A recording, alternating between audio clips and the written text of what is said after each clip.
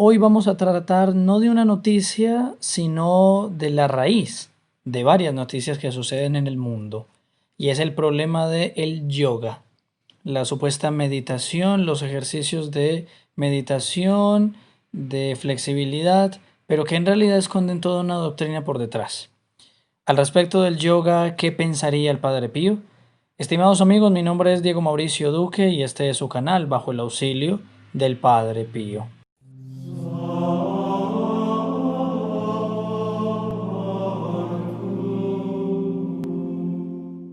El peligro del yoga y la gravedad de su filosofía panteísta y atea por el padre Federico Hipton en Infocatólica. Vamos a leer hoy este artículo.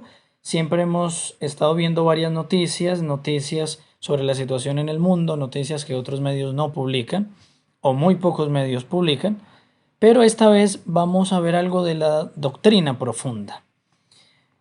Si ustedes han visto las películas del Padre Pío, recordarán que cuando las personas se enteran de que el Padre Pío tiene los estigmas, todo el mundo va a buscarlo para buscar algún milagro, ¿no? Para que el Padre Pío les conceda algún milagro. Y el Padre Pío, defendiéndose, por decirlo así, él empieza a decir, los milagros los hace Dios, los milagros los hace Dios. Si las personas se emocionan hasta ese grado con el Padre Pío, inclusive hasta uno no descarta que en muchos es idolatría, porque no ponen su confianza en Dios por lo que Él hace a través del Padre Pío, sino que la ponen en el Padre Pío como si Él fuese Dios, y sobre todo en el momento en que el Padre Pío estaba vivo, pues con mayor razón en el mundo las personas empiezan a poner su confianza en los ejercicios o meditaciones como el yoga. La iglesia ya tiene una meditación por excelencia que es el Santo Rosario. Tenemos eso sí que aprender a hacerlo y aprender a meditar. Para eso tenemos a San Juan de la Cruz, a Santa Teresa de Jesús. No es pecado no saber meditar. Vamos a aprender y aquí en este canal también lo vamos a hacer. Pero hoy necesitamos entender que esta meditación del yoga es un error. Entonces aquí lo que hace el padre Federico Higton de la Orden de San Elías, misionero en el Extremo Oriente, así que él sabe de lo que habla. Él es un misionero en toda esta región del Tíbet, del Himalaya. Entonces él nos va a hablar citando a otros varios autores que conocen acerca del yoga. Esta práctica que ha sido tan extendida hoy en día, vamos a ver de qué se trata y cuál es el trasfondo del yoga según la doctrina católica. No nos vamos a detener en lo que piensa uno u otro, sino en lo que es la doctrina de la iglesia frente al yoga. Bueno, entonces, en este tema en particular, el padre Federico empieza diciendo, es preciso decir una palabra sobre el yoga. Así como aquí, bajo el auxilio del Padre Pío, vamos a decir algo acerca de esta práctica del yoga. Recuerden también que ustedes se pueden suscribir al canal, darle a la campanita y entran a la Santa Misa de manera gratuita, la próxima Santa Misa, y adicionalmente van a estar ustedes y todos los que reciban este video compartidos por ustedes. También, obviamente, de manera gratuita. Los hijos protegidos del Padre Pío, la inscripción para la Santa Misa y todo lo demás se los dejo en la descripción. Recuerden que los hijos protegidos del Padre Pío son los que nos ayudan con sus donaciones para que este canal siga adelante y tienen varias gracias de parte del canal. Muy bien. El padre empieza diciendo, según Rost Crollius, los orígenes del yoga se encuentran en capas muy antiguas de la cultura religiosa de la India, especialmente en las prácticas chamánicas precarias, con las que se intentaba dominar las fuerzas cósmicas y también en antiguos cultos sacrificiales que exigían una sumisión del espíritu del sacerdote, obviamente el sacerdote hinduista, de manera que pudiera concentrarse perfectamente en el acto ritual. Por tanto, ustedes ven que es un inicio completamente pagano. Ahora bien, según el mismo estudioso, lo vuelve a citar, cuando el culto sacrificial perdió su papel central en la religiosidad de la India, los Upanishads elaboraron las prácticas del yoga con los elementos esenciales de concentración, control de la respiración y unión con una fuerza sobrehumana. Entonces, hay algo superior a la fuerza humana también en la práctica del yoga. ¿Qué es eso? Entonces, esa fuerza sobrehumana es el camino para unirse. ¿Unirse quién? El ser subyugado a la realidad total, cósmica y divina. Por tanto, nosotros somos seres subyugados y tenemos que unirnos a una realidad cósmica y divina. Podríamos decir, el hombre quiere unirse con Dios y en este caso esa unión se va a dar, pero de otra manera. ¿Y con qué Dios? Es de hecho en este contexto que tuvo su origen el budismo, que dio una síntesis original de los caminos del yoga en la perspectiva de una nueva visión de la existencia humana, como indica este autor. Destaquemos que, como explica el mismo Royce Crollius, se encuentran expresiones clásicas del yoga en el capítulo sexto de la Bhagavad Gita y en los Yoga Sutra de Patanjali, siglo XI a.C. Y que, aunque la práctica de las diversas disciplinas que se encuentran en el yoga indio son comunes a algunas otras religiones, en ninguna otra han encontrado tan amplia elaboración y tan universal aplicación como en el hinduismo. Por tanto, el yoga viene del hinduismo. Luego entonces aquí dice el padre: el yoga tiene la pretensión de llegar a una mística o unión con lo divino, pero como tiene un fondo de filosofía panteísta. ¿Y qué es el panteísmo?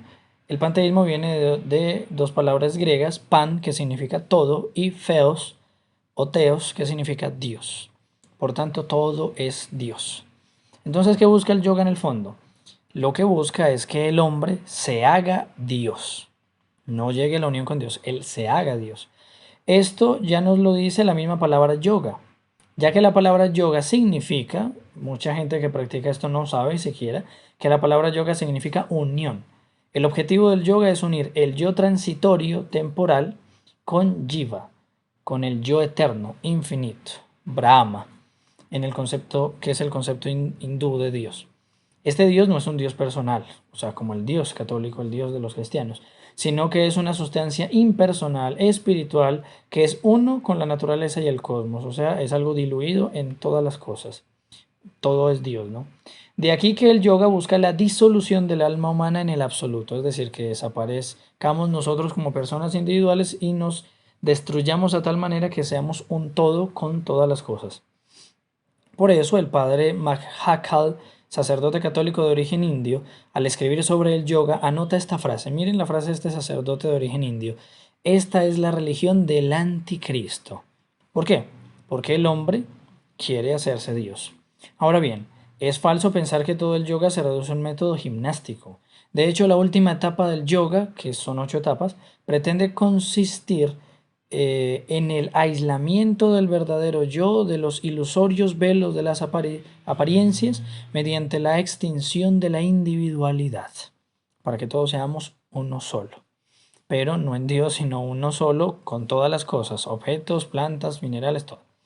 Es más, las técnicas del yoga consisten en suprimir los estados de conciencia, calmar las vibraciones mentales que ellos llaman y reemplazarlas por una experiencia intuitiva extrarracional. Ya no es la razón, es solamente una experiencia. Precisa Fray Cantera Montenegro que el fin del yoga no es una simple relajación física y psíquica, así como lo quieren vender, sino un vaciamiento de sí mismo. Por eso es que le dicen a usted no piense en nada, vacíe la mente, etc. El yoga puede trastornar psiquiátricamente. De hecho, si alguien pretende usar el yoga solo como un ejercicio físico y de meditación, debe saber que, según escribía Carlo Rizzo, docente en la Cátedra de Enfermedades Nerviosas y Mentales en la Universidad de Roma en la década del 60, él decía, desde el punto de vista psiquiátrico respecto de los últimos estadios yógicos, o sea, los últimos niveles del yoga, los ejercicios del yoga superiores, podrían favorecer en individuos jóvenes, inmaduros o constitucionalmente provistos de un sistema nervioso poco sólido, la aparición de manifestaciones psicopatológicas del tipo histérico o psicocasténico. Respecto de los riesgos psiquiátricos, recordemos que el budismo, que también usa el yoga, quiere extinguir el deseo de vivir y que según el budismo, para extinguir ese deseo de vivir se puede contar con el yoga. O sea, por eso es que la sociedad oriental es tan dada al suicidio, los coreanos y así, japoneses, porque ellos son de una tendencia budista, hinduista, sobre todo budista. A su vez, si bien es posible en teoría separar los ejercicios del yoga de las ideas de fondo de su pensamiento, esto no es siempre fácil de hacer, y especialmente hay que tener en cuenta que la mayoría de los autores que divulgan las prácticas del yoga participan también de las ideas orientalistas que están debajo. ¿Pero cuál es esta filosofía? Veamos algunos puntos. La filosofía yógica no solo es falsa y anticristiana, sino también panteísta, todo es Dios, pues predica confusas y equívocas explicaciones sobre la naturaleza humana y sus relaciones con el resto de la realidad, a la vez que cae en una infravaloración de aspectos de este mundo. Al mismo tiempo considera que la meta ideal de la mística no es la unión perfecta con Dios, sino la disolución de la persona y de la actividad personal. Pero la cosa no termina acá. El hinduismo, el yoga es hinduista, recordemos, sostiene que el bien y el mal son uno y lo mismo. Entonces ustedes ven que aquí, en último grado, Dios y el demonio son la misma cosa, el yin yang, ¿no? Casi que uno necesita del otro y al final son la misma cosa. Precisemos a su vez que el yoga nace como un método ascético del brahmanismo hinduismo que busca la inactividad, la supresión de los actos a los que considera fuente de sufrimiento, con el fin de quemar el karma y escapar al renacer, o sea, de la reencarnación, uniéndose el moksha al ser, Brahman, ¿no? O sea, la persona con esa divinidad que obviamente es el mismo demonio, ¿no? Valga aclarar que según algunos estudiosos el hinduismo originario admitía la existencia de 33 millones de dioses, que algunos multiplican por 10. Este politeísmo se compaginó muy pronto en clave panteísta. Luego de extender espiritualmente a muchos ex practicantes del yoga, luego de atender espiritualmente a muchos ex practicantes del yoga, el ya citado padre James McHatkal, que por su experiencia pastoral conoce bien el ambiente yógico, advierte contra los efectos perniciosos que tiene el yoga en la vida y en la espiritualidad cristiana. El mismo padre señala que, según los casos que él atendió, entre el 80% y el 90% de los participantes han estado en el yoga, el reiki, la reencarnación, etc. Y esos 80-90% han perdido la fe en Jesucristo y en su iglesia. Obviamente eso es despacio, a unos les tomará más tiempo, pero al final se pierde la fe, o por lo menos se pierde la verdadera fe. Por otra parte, en cuanto a aquellos que se limitan a usar el yoga, lo que prescribe para la tercera o cuarta etapa, es decir, posturas, actitudes, técnicas de respiración, solo hay que decir que se trata de un comportamiento superficial, que no puede ser considerado propiamente yoga. De hecho, los promotores del yoga, del reiki, etc., afirman claramente que la filosofía y la práctica son inseparables. Por tanto, el yoga, el reiki y demás, el hacerlos, el practicarlos, tienen que necesariamente unirse a esa filosofía que es panteísta, que es por tanto demoníaca. Y aquí termina el padre Federico Hinton diciendo: ni hablemos de los que usan el yoga para alcanzar poderes extraordinarios como la telepatía, ya que estas personas pueden acabar con problemas psiquiátricos despertando alguna tendencia histérica o paranoica.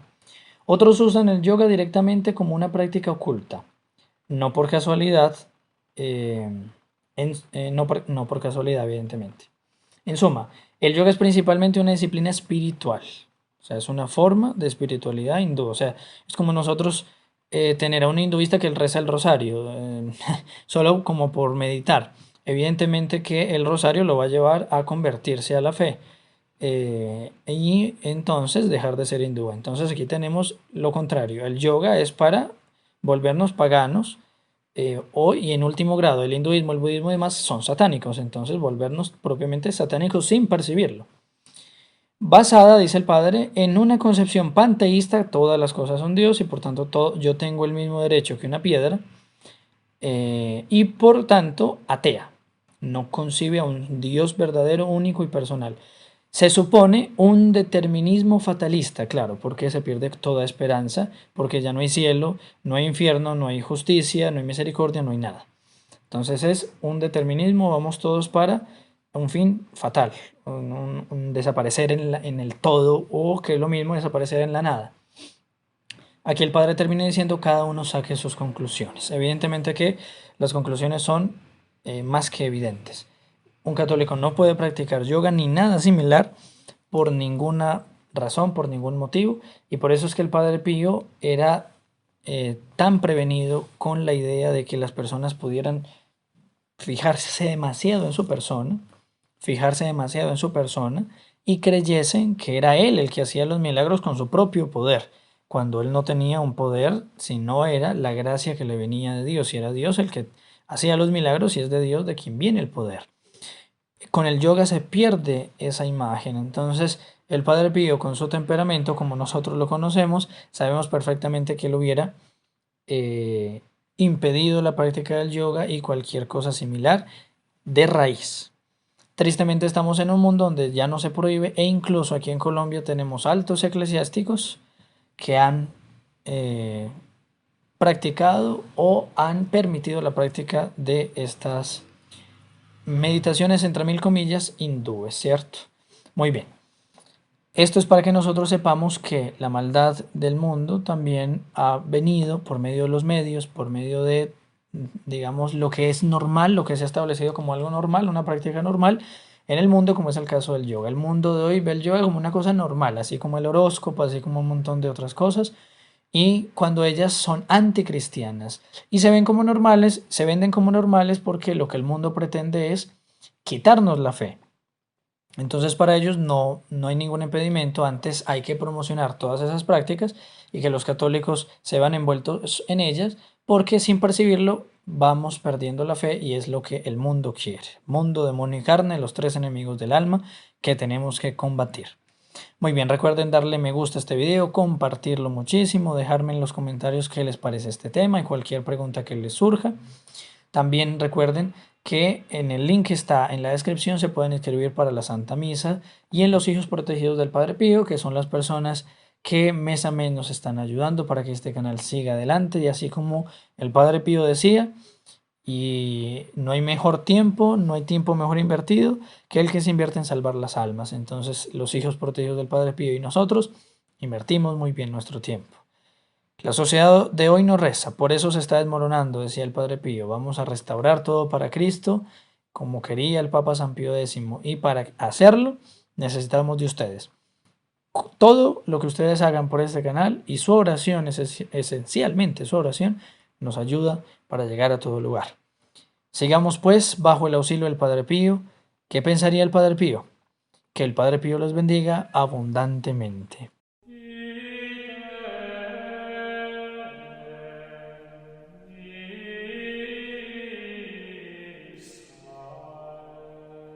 In nome del Padre, del Figliolo e dello Spirito Santo, e così sia. Sia lodato Gesù e Maria.